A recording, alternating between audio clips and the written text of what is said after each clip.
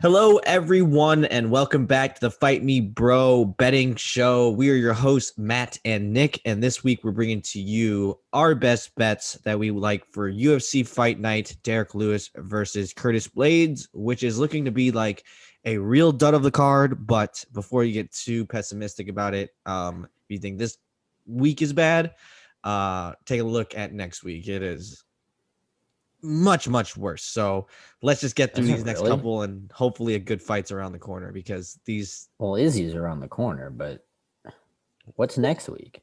it's Oh Rosenstruik versus my, yeah, yeah, yeah, yeah. We went over this already. it's bad. It's quite ugly, Did but they scratch Jimmy Rivera and Pedro Munoz off of that though? yes, I think that's been pushed back too. I was gonna say that one That was was like a good. really interesting fight. Yeah, I think Munoz was the one. I don't know. I'm pretty sure I saw someone pulled out of that. So looks like we're limping into the Izzy fight, which is right around the corner. I feel like that's just gonna sneak up on us, but the show must go on, as they say, and shooters keep shooting, and so I'm going to keep betting. Last week was my best week of the year, I think. I still don't think I was negative, but I'm getting close. I don't think I was positive, but I'm getting close. We have not had the best luck this year, but as always, we're looking to turn it around. So No, that and I think starting next week we'll actually be able to tell you just how bad yeah, we have we this are. We're in new the process of building out a full tracking system. So we're not just doing wins and losses. We'll be able to tell you if we had a one parlay hit and it saved your ass and we went 1-8, but that one parlay brought you above water, we'll be able to let you know. Exactly. So, with that being said, me and Nick both have 4 bets in 3 fights. So I'll let Nick start us off. What do you got, Nick? Okay, so these are literally my entire card except one pick is prop bets, which is not great. Horrible start. Mm-hmm. That said, first bet, I'm going to take Tom Aspinall to TKO Andrei Arlovsky at even money because I get that Andrei Arlovsky is, he's been pulling the wily vet card over on a lot of these young whippersnappers as of late, but I don't know, man. I think Tom Aspinall's like actually pretty good. Mm-hmm. I think that he given some time, he'll actually. I mean, and again, it's not like he doesn't have time. He's got loads of time at heavyweight. But I think that he'll actually turn out to be pretty good. Guy is got reasonable hands. Obviously, I mean, he's a heavyweight, so he obviously hits hard. And eventually, Andrei Arlovsky can't keep defying the. I know it's heavyweight, and I know you can be good forever at heavyweight, Mm-hmm. but eventually you get Father Time like kind of tapped him on the shoulder already once, and then forgot about him and must have got distracted with Anderson Silva for a little He's the bit. bouncer at the club that's like, dude, okay, man, I'm gonna ask you politely to leave, but yeah, I'll let you finish up your drink. But come on, I've asked you like 3 times to get the fuck out of here. And the guy's like, yeah, no, sorry, I'm getting out. And then the bouncer looks a half an hour later. He's like, this fuck is still here. And He's like, he's you gonna need to force him out. fucking leave. He's getting the throw through a window cartoon-esque Yeah. out in a cloud of dust. And it's coming soon. And I think Aspinall's just, he's good enough athlete, young enough kid, got decent hands on the feet. As long as his takedown defense isn't a 0, got to be honest, I don't think I've seen Aspinall fight enough to know if his takedown defense is a 0. But I just don't think that Arlovsky's going to make it 15 minutes in this one. So I've got Aspinall TKO, even money. Staying away from this one. The last couple times I've been burned thinking this was the fight that it was coming with Arlovsky. I think I bet on Tanner Bozer. I bet on a couple of the other ones. Felipe Lins, I think, was another one. So every time I'm ruling him out. So I'm not ruling him out until he's actually outside of the bar, throwing face down in the snow. So, all right. Not bad first pick. My first pick, it's coming on the main event. Phil Hawes, this guy, I guess who's actually been, on quite a tear lately. I feel like he's starting to get noticed now because he's been going out there and just nuking people. So at minus 120, I don't really know how good this guy is, to be perfectly honest. But that is as long as he's not a heavy favorite, I'm going to bet on the freak athlete with the unreal power that he's going to be able to do freak athlete stuff against Imanov. So minus 120, just keep betting on Phil Hawes until it like becomes very clear that he has this gaping hole to his athleticism, or until he's like the minus 400 favorite. And then it's like, okay, this has like fundamental striker coming in here and just rocking his shit. So until we get to then, keep the Phil Hawes train running at minus 120. Okay, don't hate it. Don't Mhm. hate it one bit. Actually, I'm gonna go all the way to the main event for the next two picks.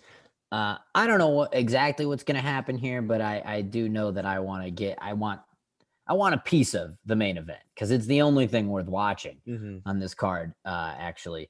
So I'm taking the obvious Derrick Lewis by TKO at plus 575. If you are a gambler worth their salt and you're not sprinkling a little piece of action on that, what are you even doing? Yeah. Because this fight has all the makings of Curtis Blaydes dominates for 22. This is the longer, more drawn out version of the Volkov fight.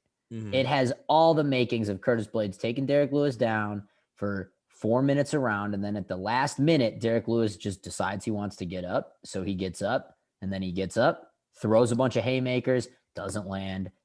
Rinse, wash, repeat for round 2, round 3, round 4. And right before Curtis Blaydes seals the deal in round 5 with about, I don't know, maybe you give or take 90 to 85 seconds left, he gets absolutely nuked by a Derrick Lewis right hand. And once again, for probably the third time in his career, the house of cards comes crashing down for Curtis Blaydes, even though he probably skills-wise is one of the more well-rounded, deserving challengers. But good things happen to bad people and not nice people. Like Curtis And that's Blaydes. why, yeah. So that is why Curtis Blaydes would get fucked.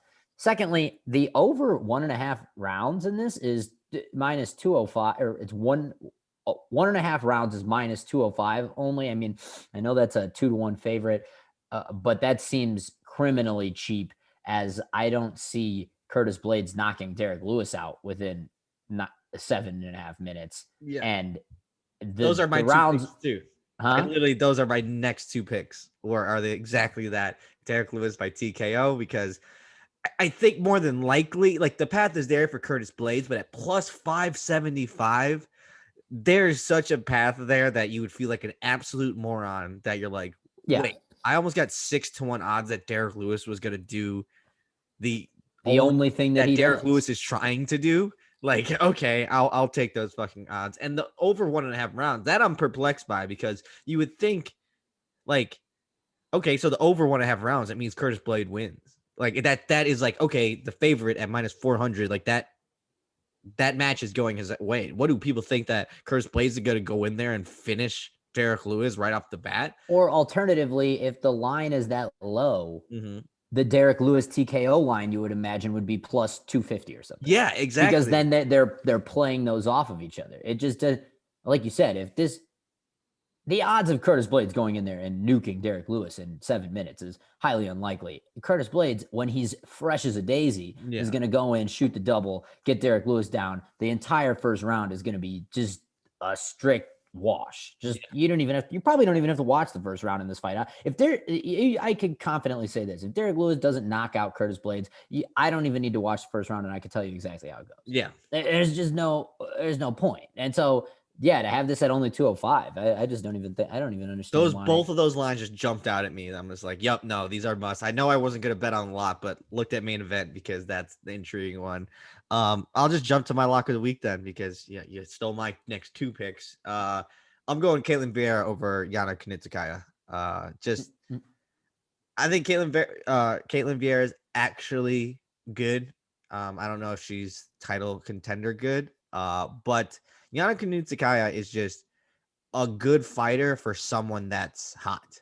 And like, that's kind of saying something. It's like, she's good for a hot girl. And I think that's gotten her a long way. That it's like, oh, well, she's actually got some solid Muay Thai and some clinch games. And I'm like, yeah, but she's been doing this for a long time. And that's kind of all she still has. I get it. She's got badass tattoos and she's hot. But like, other than that, there's not a whole lot of like. Also noted substance. T-shirt person. Yes. Exactly. So I think Caitlin Vieira is just easy. She's minus 260. I'm going by decision though, minus 105, because Caitlin Vieira, like, I don't necessarily see her putting her away. I think it's just going to be an outclassing 3 rounds, minus 105. this isn't as heavily favored as my cards have been lately. So hopefully that will turn things around. Yeah, I gotta be honest. I stayed interesting that that's your lock. I stayed kind of far away from that one just because I thought Ketlin Vieira was the truth too, and Mhm. just ripping and roaring. I mean, I know she has a lot of decisions, and I just thought, she's just one of those girls that needs to turn the corner on finishing. But then, not that Aldana's bad at all, but then she got KO'd by Irene Aldana quickly, and okay, could be a fluke, but I mean, a win over Sajara Eubanks isn't enough to convince me that True. you're back. And the other thing, although I do think she's better, like I agree with what you're saying, but the Yana Kunitskaya outside of that loss to Aspen Ladd, in which she was winning very handily True. until the third round, I completely agree. The punches just don't have pop. There's not a lot. There's not a lot going on there. It's a lot of like clinch and whatever. Yet for some odd reason, it's like you know what it is. She is the Brazilian win by advantage in Mm. jujitsu. I don't know how she does. Like she's not the better jujitsu person. Like, she's not better at jujitsu, but she, god damn it, she knows how to score a fucking shitload of advantages and not let up any points. And then when they get to a draw at the end, it's like, well, I mean, I guess she kind of has more advantages, so she wins. She's not good at winning, but she's good at not letting the opponent win. And it's like, oh, that Yes, girl's not something good at like doing that. anything, and so she's doing more.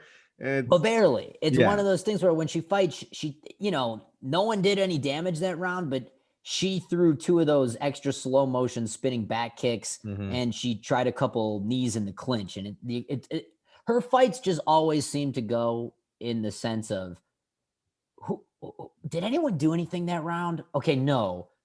I guess Yana did a little more. And so that made me really nervous. I almost took a flyer on her like as a dog just for that reason, but I don't know. That one's a can't find ass from elbow on that one. My lock of the week is and again, this I tough to find a lock on this card, Mm-hmm. honestly. But I'm just going with Phil Hawes, man. I'm gonna bet on the proven commodity. This other Yeah. guy also has a pretty stout record, but Nasruddin Imavov, I'll be completely honest with the people here. I don't know if I've ever watched that guy fight before, so I have no idea. This guy could have all the skills that are Phil Hawes' kryptonite, but You know he's God, not Phil Hawes, and you know there's a guy that's going in there named Phil that Hawes. is Phil You've Hawes. seen Like Phil Hawes. it's like saying, yeah. When I say he could be Phil Hawes' kryptonite, it's like you're basically betting that he is not, because Phil Hawes is effectively Superman at this point in Yeah, his career. I mean, the guy's got every single win of his career he's finished again. yeah. And It's the eye test is well passed. I mean, Mhm. I don't know how USADA doesn't live at this guy's house, because he is bricked up. Dana White Contender Series. I think that's why. Huh? I think he's the Dana White Oh Contender yeah, he's a Series guy. contender series guy. So like, yeah, that's why Usada's not showing up. Dana need at least a couple of those get a little bit higher. He needs one that at least to make a run, because so far I don't think anyone. Greg Hardy might be the best product from Dana White Contender Series so far. Oh no, Sean O'Malley, I guess. Yeah. I don't know, but I'm taking the better athlete, taking the Iowa State wrestler. I'm taking the Jack dude. I'm taking Phil Hawes, man, and I'm minus 120. I have not seen anything from Phil Hawes that suggests that he should ever be a minus 120 if he's fighting somebody that I have not heard of. Yeah, He should be exactly. minus 120 fighting. Like at this point, I don't want to say something too stupid, but like Phil Because of Hawes, I think I know what you're saying. Because of what he's done, like Phil Hawes and hype and shit should be like maybe 120 is accurate, but like usually by now, like he's getting minus 240 lines. Like this guy's nuking and people. Yeah. for him to get a minus 120, this is normally when he gets like you know where he'd get a minus 120 spot. Not maybe not now, but if he knocks this guy out, I can't think of a name that he would get it now. Oh, okay, here's a name. Maybe this. He's in middleweight. Brad Tavares. Phil Hawes versus Brad Tavares. Yeah. And if Brad Tavares had lost his last fight, which he didn't, or even better, With the like win, and yeah. even better, Antonio Carlos Jr. That's a better if they didn't cut him. But if it was Phil Hawes versus Antonio Carlos Jr., who's been in the UFC for multiple years now, Yeah. not a contender series guy, has submitted some good guys. Phil Haas has no business being a -120 favorite over that guy. But he would be. But he would be. Because right. he's got highlights. And it's like, I don't know who the fuck this Imavov guy is, but if I quite literally can't recall one of your fights and then I go look up your record and I can't recall anybody that you fought fights, Phil Haas should be more than a -120 favorite. Exactly. I didn't get exactly. So that's why I was like, what? -1? Like, okay, we're still, usually these prospects do not stay at this value for like by now. Johnny Walker was already pulling -300s against. Yeah. Like, so 100%. I'll keep riding this until he is that favorite. So, not a whole lot of meat on this one. Probably going to be a next day watch for me, unless it's at the bar, but who knows? We'll still be gambling on it, of course, because we're degenerates and we can't stop. So if you want to tweet bills to pay, son, I got bills to pay. Yeah, we got this is every day, bro. Yeah. Steal it from Jake Paul. This is every day. This is my livelihood. But yeah, so tweet us out your picks. If you guys got any inside tips, we'd love to hear them.